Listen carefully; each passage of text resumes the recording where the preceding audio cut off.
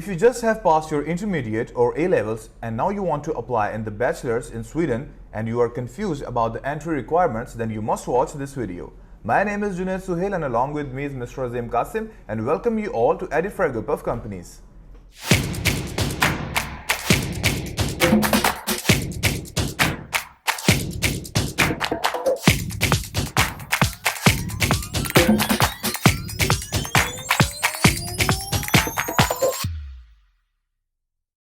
अस्सलामुअलैकुम, नमस्ते, आदाब, सत श्री अकाल। आज के इस वीडियो में हम आपको खुशामदीद कहते हैं और आज की वीडियो है आपकी एडमिशन क्राइटेरिया के बारे में। अगर आप लोगों ने अभी अभी अपना इंटरमीडिएट या ए लेवल्स पास आउट किया है और आप अब जाना चाहते हैं स्वीडन में अंडरग्रेड के अंदर और आपको उसके बारे में इंफॉर्मेशन या उसकी एंट्री रिक्वायरमेंट्स के बारे में नहीं पता लग रहा है या साइट के ऊपर आपको इन्फॉर्मेशन नहीं मिल पा रही, यहाँ पे एक्सप्लोर नहीं कर पा रहे, तो आप ये वीडियो को एंड तक लाजमी देखिएगा। इस वीडियो में हम आपको ये बताने वाले हैं कि अगर आप स्वीडन में जाना चाहते हैं अंडरग्रेड प्रोग्राम के अंदर और उसकी रिक्वायरमेंट्स जो हैं वो काफी टफ हैं और आपको लगता है कि आप विदाउट आइल्स या विद आइल्स जो भी इसका सिस्टम सिनेरियो है वो सारा हम इस वीडियो में क्लियर करेंगे। जी तो जिम साहब, सबसे पहले तो जेनेरिक एंट्री रिक्वायरमेंट्स बताइएगा कि अगर एक शख्स जिसने ए लेवल्स या उसने इंटरमीडिएट पास आउट किया है तो उसके बाद उसकी क्या रिक्वायरमेंट है स्वीडन में एडमिशन की।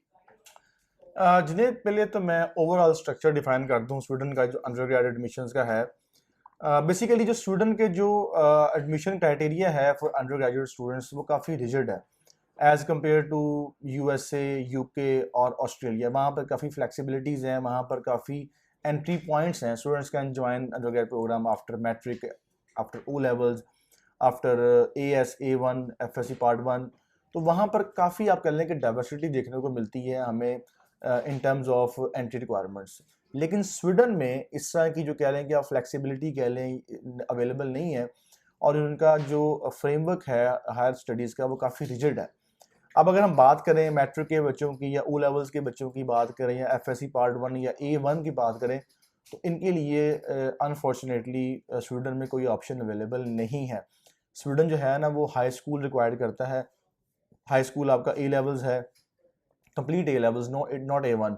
हाई स्कूल आपका इंटरमीडिएट है, FSC है, ICS है, ICOM है, इसी तरह आपका IB जो है वो भी आपका हाई स्कूल में आता है, but that should be completed. उसमें यानी कि पार्ट 1 या ऐसा नहीं होना चाहिए। और उसके अंदर भी जुनियर काफ़ी ज़्यादा हैं, आप कह लें कि देखने वाली चीज़ें। जनरल एंट्री रिक्वायरमेंट सेपरेट से हैं और स्पेसिफिक एंट्री रिक्वायरमेंट जो है ना वो सेपरेट से हैं। वो फिर आपकी डिग्री टू डिग्री वेरी करती हैं और आपकी जो है ना वो कोर्स टू कोर्स वेरी करती हैं।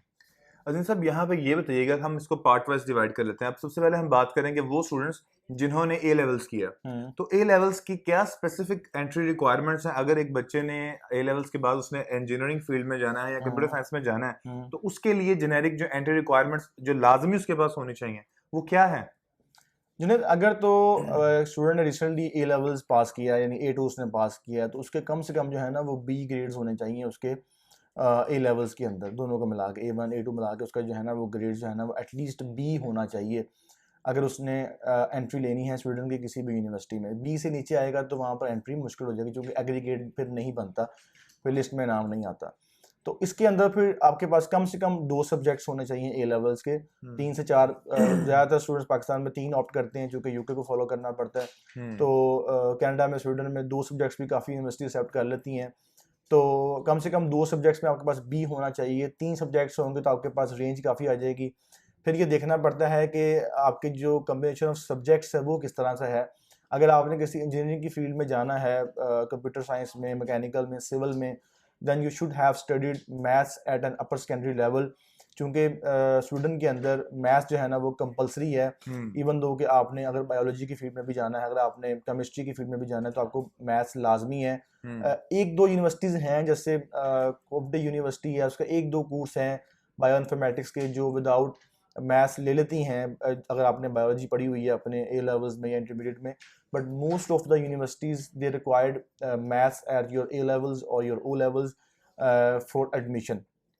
अब अगर आपके पास B ग्रेड नहीं है और अच्छा एक और चीज़ यहाँ बता दूँ मैं आपको, जो ए लेवल्स के स्टूडेंट्स हैं if they have C grade, C और plus grade in their O level in English, they do not need to submit their IELTS as well. तो उनको IELTS की एग्जाम्पशन है और कुछ यूनिवर्सिटीज़ जो हैं वो SAT रिक्वायर्ड करती हैं अंडर ग्रेजुएट एडमिशन के लिए। आपको सबको पता है SAT SATs का सबको पता है, स्कॉलस्टिक एप्टीट्यूड टेस्ट है, but for Sweden some universities required Swedish scholastic aptitude test, तकरीबन ऑलमोस्ट सेम पैटर्न है। वो भी जैसे अब लुंड यूनिवर्सिटी है, उपसला यूनिवर्सिटी है, बिल्किंग इंस्टीट्यूट है, BTH है, वो काफ़ी डिग्रीज़ के लिए जो है ना, कोर्सेज़ के लिए, बैचलर्स प्रोग्राम्स के लिए SAT रिक्वायर्ड करती हैं। Similarly they required maths as well if you are going to pursue your degree in particular in engineering, civil और ऐसी कोई भी जो डिग्री स्टेम के अंदर फॉल करती हो, उसमें भी जो है ना आपको मैथ्स रिक्वायर्ड करना पड़ता है। इवन दो कि अगर आप किसी ऐसी डिग्री में जा रहे हैं, लेट्स सपोज नॉर्डिक वेलफेयर है, सोशल है, अब उसमें तो ज़ाहिर बात आपका मैथ्स का काम नहीं है, but even though they required कि एटलीस्ट आपने हाई स्कूल में या O लेवल्स में मैथ्स पास किया होना चाहिए। ये नहीं कि अगर आपका मैथ्स में F है या E है तो फिर आपको वो एक्सेप्ट नहीं करते। तो इसलिए मेरे पास काफ़ी इंक्वायरीज आती हैं स्टूडेंट्स की, लेकिन अनफॉर्चुनेटली काफ़ी स्टूडेंट्स क्वालिफाई नहीं कर पाते क्योंकि उनके ग्रेड्स कम होते हैं।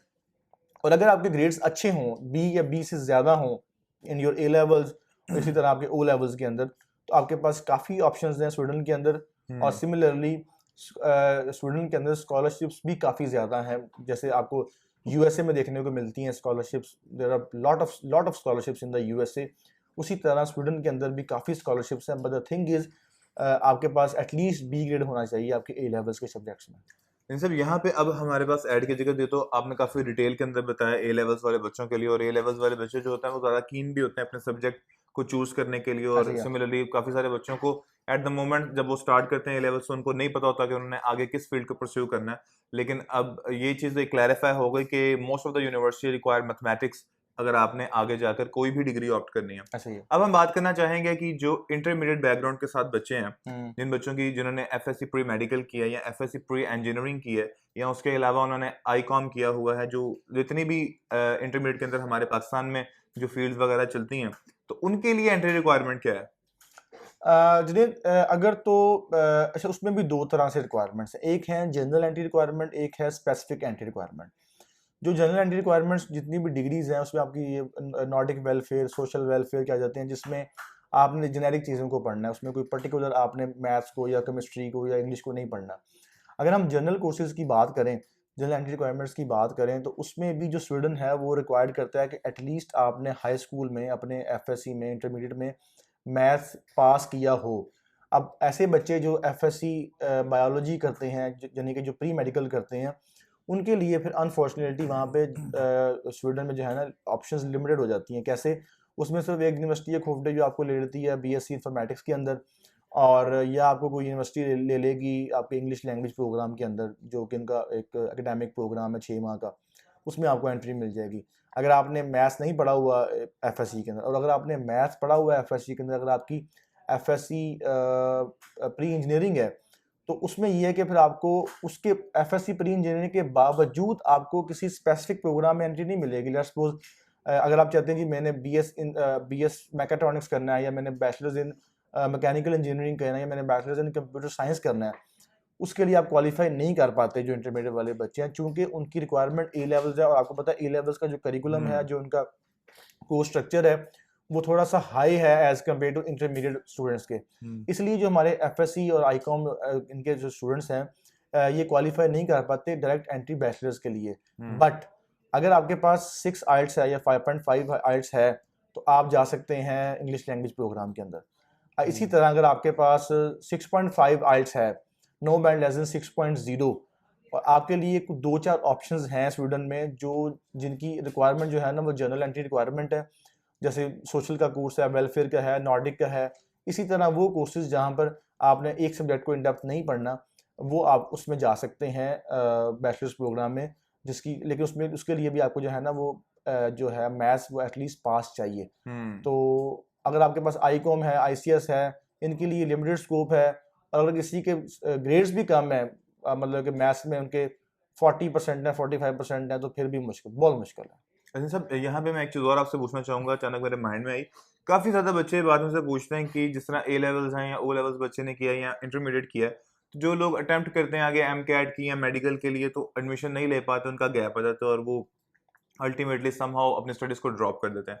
बट आफ्टर 4 to 5 years उनके अंदर दोबारा एक अर्ज पैदा होती है कि वो दोबारा से अपनी स्टडी जो है वो कंटिन्यू करना चाहते हैं, क्योंकि आप जानते हैं कि जब तक आपके पास हायर स्टडी नहीं है आप कुछ भी नहीं कर सकते सिवाय अपने वाले साहब के बिजनेस के। तो अब वो बच्चे जिन्होंने आज से 4-5 साल पहले या जिसका भी गैप ऑलमोस्ट आप 5 years या 10 years को कंसीडर करें, तो क्या वो बच्चे भी एलिजिबल होते हैं कि वो आईएलटीएस करने के बाद स्टूडेंट में एडमिशन ले सकें? जुनैद देखें, जहाँ तक स्टूडेंट की जो एडमिशन रिक्वायरमेंट्स की या एंट्री रिक्वायरमेंट्स की बात करें हम, तो मुझे स्टूडेंट का जो एडमिशन जो ये आप कह लें कि हायर स्टडी जो सिस्टम है उनका, वो इसलिए बड़ा पसंद है कि यहाँ पर रिस्ट्रिक्शन नहीं है एज की। Even if you are in your 50s 60s भी आप जो है ना जाके वहाँ पे स्टडी कर सकते हैं। उनके वहाँ पर एज की कोई बंदिश नहीं है, जैसे यूके में है, कनाडा में है, यूएसए में भी है कि इस एज में आप होंगे तो ये करेंगे, इस एज में होंगे तो ये करेंगे।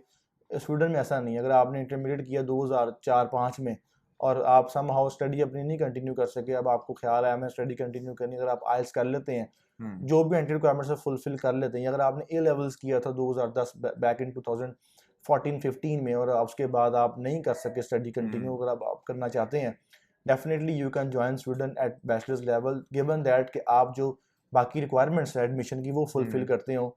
अब ये ना हो कि इंटरमीडिएट में आपके 33% मार्क्स हैं, 2001 में किया था, आइल्स 4.5 बैंड है, तो फिर तो नहीं होगा। जो एडमिशन रिक्वायरमेंट्स हैं, जो कोर्स स्पेसिफिक रिक्वायरमेंट्स हैं, आइदर दोज आर जनरल और स्पेसिफिक एंट्री रिक्वायरमेंट्स, वो आपको फुलफिल करनी पड़ेंगी और फुलफिल करने के बाद जो है ना आप उसमें एडमिशन ले सकते हैं। तो ये तो जिनसा वो बात हुई कि अगर इंसान के अंदर चाह हो तो राह मिल जाती है। हाँ बिल्कुल ऐसे तो उन लोगों के लिए ये बड़ी अच्छी न्यूज़ है इल्म कि हासिल करो खा तुम्हें स्टूडेंट जाना पड़े और एडिफाई के थ्रू जाना पड़े। जाना अच्छा, तो अगर आपके पास इंटरमीडिएट है या आप बैचलर्स के लिए जाना चाहते हैं तो आपको एंट्री रिक्वायरमेंट्स का नहीं पता, तो हमने आज आपको सारी बता दी हैं।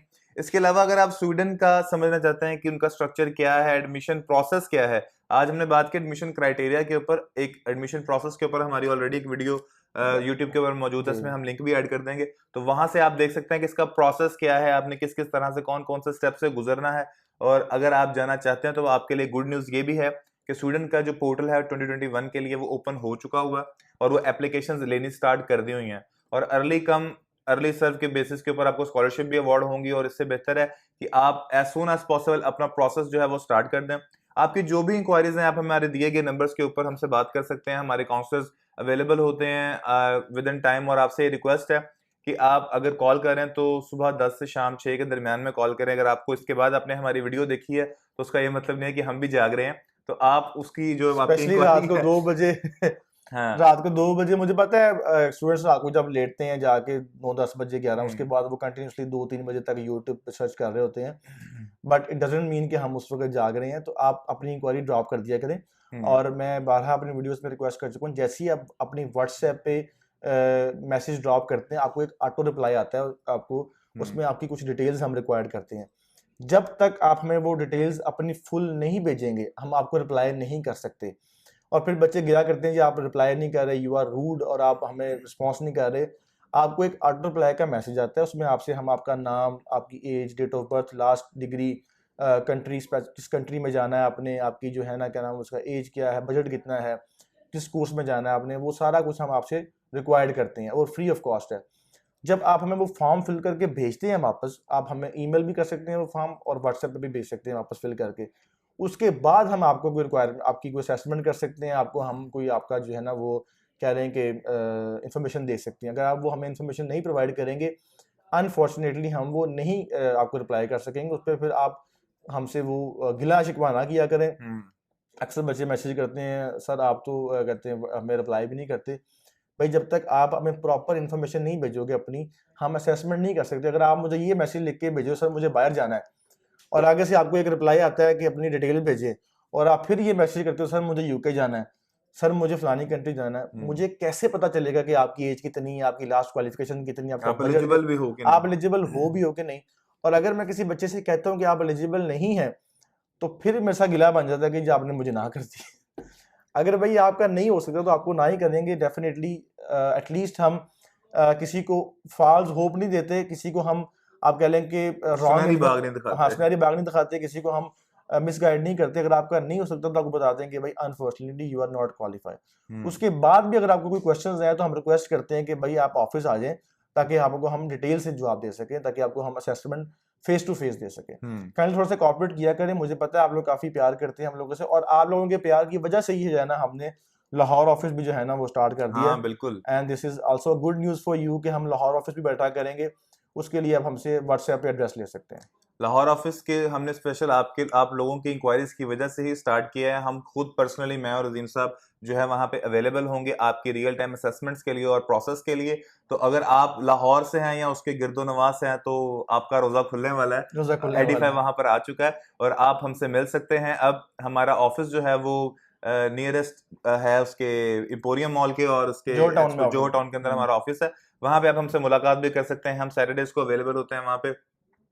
तो व्यूअर्स, ये थी हमारी आज की वीडियो जिसमें हमने आपको बताया कि अगर आप स्टूडेंट जाकर अपने अंडर ग्रेजुएट जो आपकी डिग्री है वो करना चाहते हैं तो उसके लिए क्या एंट्री रिक्वायरमेंट्स हैं। और मजीद इन्फॉर्मेशन के लिए आप हमारे दिए गए कॉन्टैक्ट्स पर नंबर कॉन्टैक्ट कर सकते हैं। और अगर आपको हमारी ये वीडियो पसंद आई है तो उसे लाइक कीजिएगा, सब्सक्राइब कीजिएगा और जितना हो सके अपने दोस्तों के साथ शेयर कीजिएगा। Thank you so much for watching our video. अल्लाह हाफिज। अल्लाह हाफिज।